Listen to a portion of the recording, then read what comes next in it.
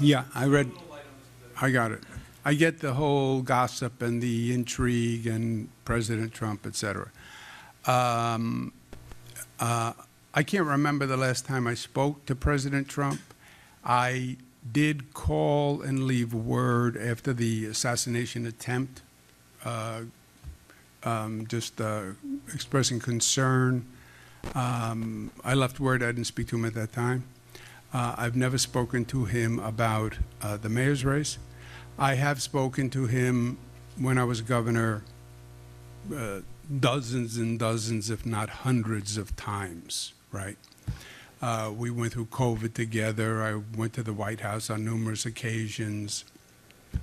So we've had very intimate dealings on many levels and many difficult, contentious confrontations, as you all know, because you were there. And we've also done productive work together, I believe. On the entire topic, look, if you want to play palace intrigue, you have Mayor Adams, who's running, who is a wholly owned subsidiary of President Trump, right?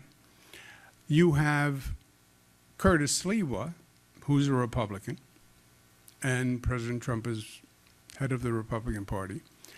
And then you have the Assemblyman, who I think politically, this is my opinion, the Republicans would have a field day if New York City elected Mayor Mamdani. Because they would use him politically. You know, they do a poster of Mamdani the commie, right? They call him a commie. They run around the country and say the Democratic Party lost its mind.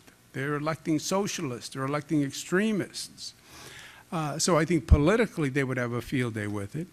I also think President Trump meant what he said, and it was a quip. But he said something to the effect of, well, then I would have to take over New York City, right, if Mamdani was elected. I think there's something to that. I think he would say New York City has a crime problem, New York City has an immigration problem, New York City just elected a communist mayor who has no experience, and the federal government has to come in to help. I think it would be like Los Angeles on steroids, right? Well, the federal government has to come in. I think the president would like to have control of New York City. I think that's why he did what he did with Mayor Adams, right? Why get involved with Mayor Adams, who's charged criminally, and come in personally and come up with this very unusual arrangement where you'll drop the charges conditioned on his cooperation with your administration? Why would you do that? Because he wants control of New York City.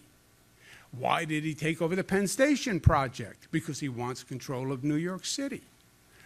Why does he want control of New York City? Because he's from New York City, and New York is New York. That's why. So I think he would use Mayor Mamdani, if that were to happen, as a reason to exert much more federal authority. And again, Los Angeles on steroids, and he would point to the problems, which he could do, the inexperience, et cetera, and the politics of it. I believe that would happen. For myself, as I said, I used the expression yesterday, the day before. I said during COVID, I had a dysfunctional relationship with the president that was like a dysfunctional marriage. It's a joke. Every morning you get up and it's the same person, it's the same conversation. We went through a very, very difficult time with COVID. I've had a lot of arguments, disputes, differences of opinion with President Trump. about COVID, about the time when he was considering quarantine for New York, which would have been devastating, about tax policy vis-a-vis New York, about aid to New York. There's no doubt that we have had many contentious issues. And for me, it's very simple. What I would do as mayor, I would defend New York 100% with everything I have learned and know, and with every ounce of strength. And I know a lot about government because I've done it all my life. I've been in the federal government. I was a cabinet secretary. I ran the state. I know the city. So my knowledge gives me an ability to be in a formidable position as an opponent for the president. But also, at the same time, I would try to work with the president where we could, right? He's the president. We need the federal government. There's a lot of good things he can do for the city. So I get the political desire to demonize, right? We're in an election. I get that, and I understand that, and nobody has had more contentious relationships with President Trump than I have. I don't think any governor in the country had more contentious relationships. But at the same time, he could be very, very helpful to New York City. So defend anything that offends New York values. But if you can find a way to work together and he can help New York City, then, then you work together. I represent all New Yorkers, and that was my position from day one with President Trump.